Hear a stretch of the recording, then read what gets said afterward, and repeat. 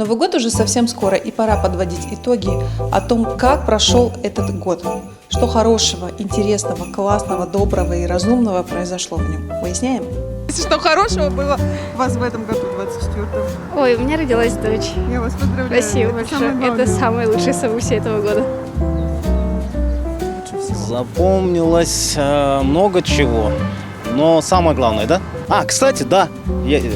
Моя дочь пошла первый раз в школу. Это самое такое событие для меня. В этом году, в сентябре. Сау бұл жылы көйлі игіліктер болды.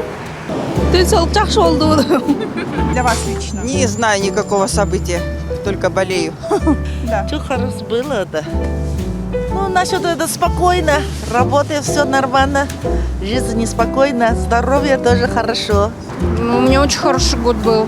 Хочу сказать, что у меня много было поездок, наверное, таких личных путешествий. Подругу приобрела, друзей приобрела. Ну, очень хороший год был.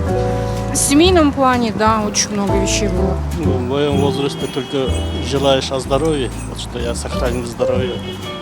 Все события плохие, троллейбусы не ходят, автобусы битком.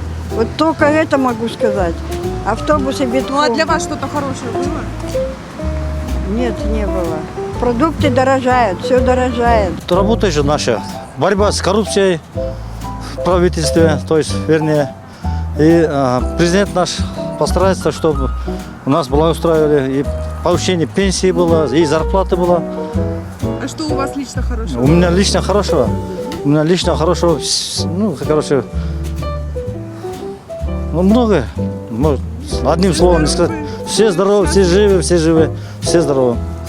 Все, самое главное, что наше правительство хорошо работало. О людях думали, самое главное. Все остальное все будет. Не знаю. Везде же всегда хорошо было. Все хорошо? Да. Никто не родился у вас? Не, родился у меня внучки. Вот это же Да, хорошее да. событие. Из Москвы они, и они увидели. Ну, хорошее событие это. Спасибо вам.